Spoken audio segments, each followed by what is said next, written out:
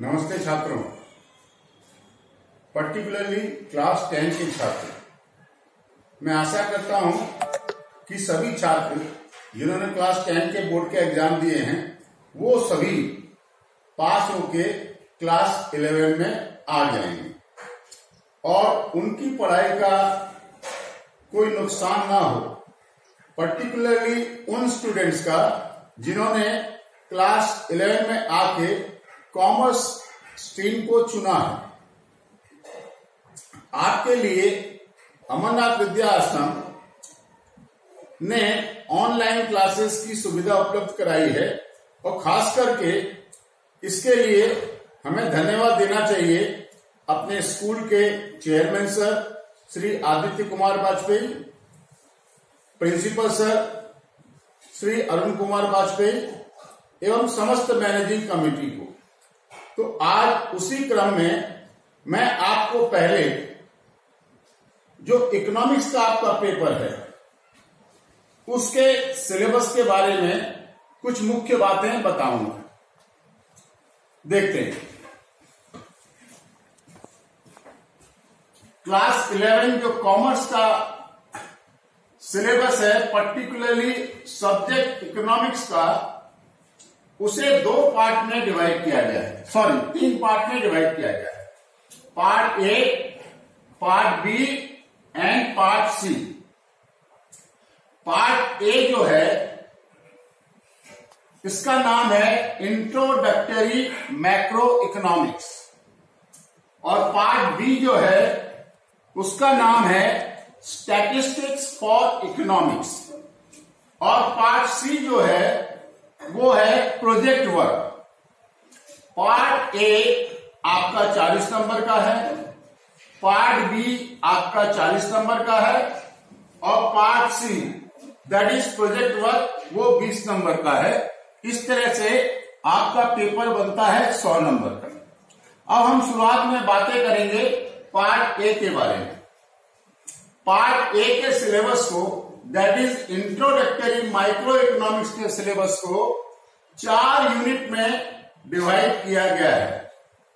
पहली यूनिट है इंट्रोडक्शन, इसमें से 4 नंबर के क्वेश्चन पूछे जाते हैं। दूसरी यूनिट है कंज्यूमर्स इक्विलिब्रियम एंड डिमांड, इस यूनिट में से 13 नंबर के क्वेश्चन पूछे जाएंगे।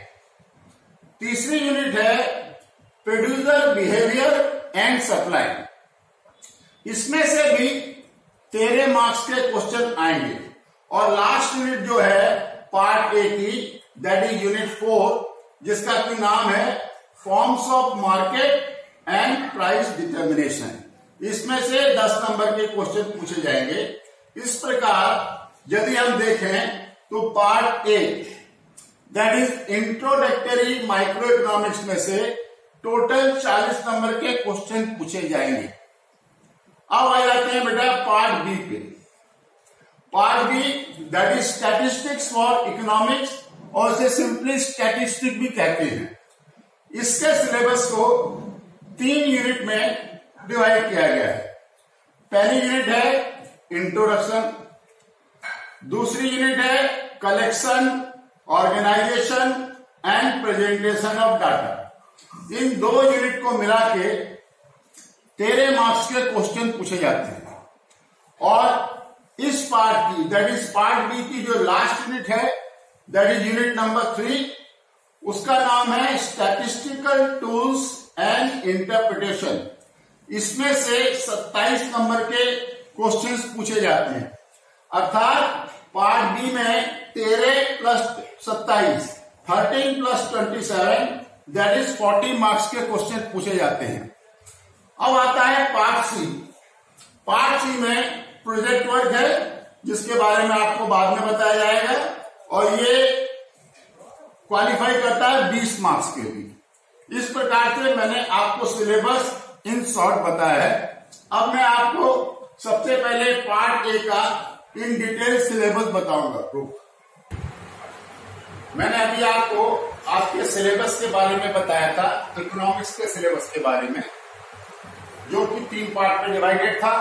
पार्ट ए जिसका नाम है introductory microeconomics, part B जिसका नाम था statistics for economics, and part C था प्रोजेक्ट वर्क। और उन पार्टों में, दैट इज पार्ट ए को कितने यूनिट में डिवाइड किया गया था, पार्ट बी को कितने यूनिट में डिवाइड किया गया था, इनके बारे में बताया। अब मैं part A, that is introductory micro economics में जो यूनिट हैं, उनमें कौन कौन से चैप्टर हैं और वो चैप्टर किस नाम से जाने जाते हैं, उनके बारे में बताने जा रहा हूं। तो पार्ट ए में पहली यूनिट है जिसके अंतर्गत 2 चैप्टर हैं, चैप्टर 1 एंड चैप्टर 2। चैप्टर 1 को इकोनॉमिक्स एंड इकोनॉमी के नाम से जाना जाता है और चैप्टर 2 को central problems of an economy के नाम से जाना जाता है। Similarly unit 2 of part A, that is introductory micro economics, इसको 4 चैप्टर्स में डिवाइड किया गया है। यूनिट 2 को 4 चैप्टर्स में डिवाइड किया गया है। पहला चैप्टर है चैप्टर नंबर 3, जिसका की नाम है कंज्यूमर्स इक्विलिब्रियम, और मैंने ब्रैकेट में लिखा है marginal utility approach, MU for marginal utility. इसी के अंतर्गत चैप्टर 4 में जो चैप्टर है उसका नाम है कंज्यूमर्स इक्विलिब्रियम, और ब्रैकेट में मैंने लिखा हुआ है indifference curve approach. That is consumer equilibrium topic को समझाने के 2 अप्रोच हैं, एक है मार्जिनल यूटिलिटी अप्रोच एंड दूसरा है इनडिफरेंस कर्व अप्रोच, जिसके बारे में जब हम इन चैप्टर्स को पढ़ेंगे तो मैं आपको डिटेल में बताऊंगा। तीसरा चैप्टर यूनिट 2 में आता है चैप्टर 5, जिसका की नाम है थ्योरी ऑफ डिमांड, और चौथा चैप्टर जो यूनिट 2 में आता है, जिसको हम चैप्टर 6 के नाम से जानते हैं, उसका नाम है प्राइस इलास्टिसिटी ऑफ डिमांड।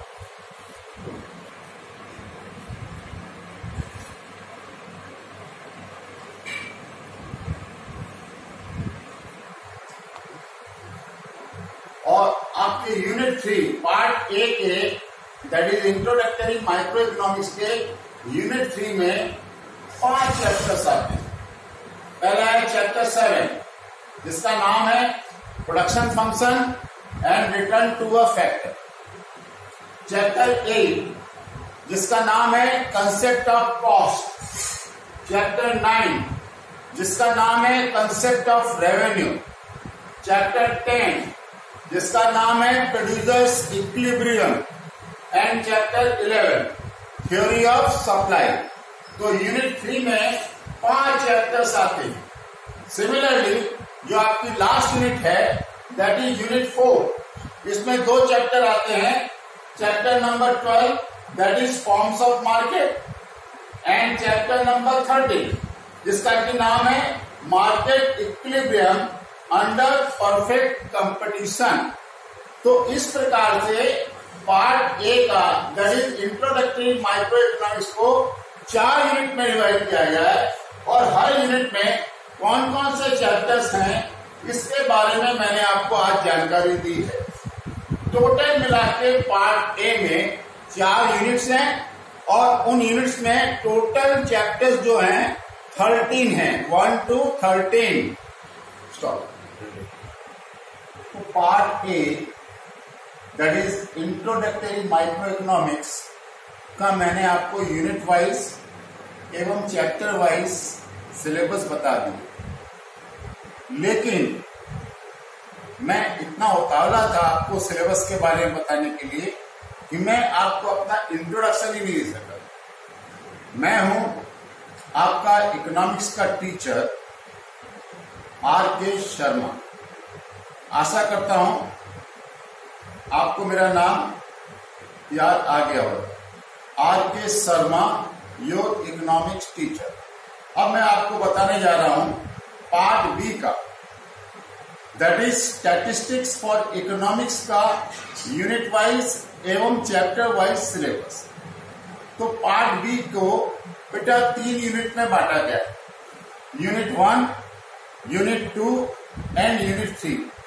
अब इन डिफरेंट यूनिट्स में कौन कौन से चैप्टर आते हैं और किन नाम से आते हैं, उनके बारे में मैं आपको बताने जा रहा हूं।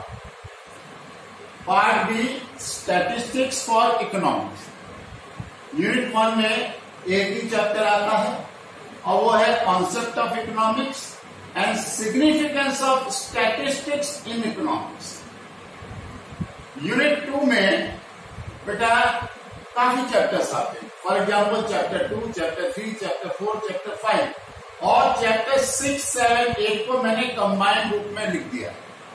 चैप्टर 2 यूनिट 2 में चैप्टर 2 का नाम है कलेक्शन ऑफ डाटा।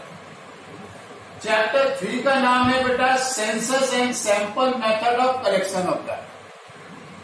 चैप्टर 4 का नाम है बेटा ऑर्गेनाइजेशन ऑफ डाटा। चैप्टर 5 है प्रेजेंटेशन ऑफ डाटा। और ये जो प्रेजेंटेशन होता है इस चैप्टर में आता है टेक्सचुअल एंड टेबुलर प्रेजेंटेशन। अब ये क्या होते हैं, जब मैं इन चैप्टर्स को आपको पढ़ाऊंगा तो इनके बारे में डिटेल में जानकारी दूंगा। अब आते हैं चैप्टर 6, 7, 8 जिनको मैंने कंबाइन कर लिया है आपकी सुविधा के लिए। इसमें आते हैं different types of charts and diagram और वो कुछ चार्ट्स और डायग्राम के नाम मैंने नीचे लिखे हुए हैं, जैसे लाइन चार्ट, इसे अरिथमेटिक लाइन चार्ट भी कहते हैं, बार डायग्राम या बार चार्ट बोल लो, पाई चार्ट या उसे पाई डायग्राम बोल लो, histogram, frequency polygon and mosaic. अब ये कैसे बनाए जाते हैं इसके बारे में जब हम चैप्टर पे आएंगे तो आपको डिटेल में जानकारी देंगे। Part B statistics for economics. इसके यूनिट 1 में कौन कौन से चैप्टर है मैंने आपको बताए और यूनिट 2 में कौन कौन से चैप्टर है ये मैं आपको बता चुका हूं। अब मैं आ रहा हूं यूनिट 3। इसमें 5 चैप्टर्स आते हैं। चैप्टर नंबर 9 और 10 को मिला के जो चैप्टर बनते हैं उसको नाम दिया गया है मेजर्स ऑफ सेंट्रल टेंडेंसी, जिसमें हम पढ़ेंगे मीन, मीडियन एंड मोड के बारे में। और मीन, मीडियन एंड मोड के बारे में आप लोगों ने क्लास 10 में पढ़ रखा है, लेकिन उसी का थोड़ा सा एडवांस वर्जन यहाँ आए। चैप्टर नंबर 11 जिसका कि नाम है मेजर्स ऑफ डिस्पर्सन।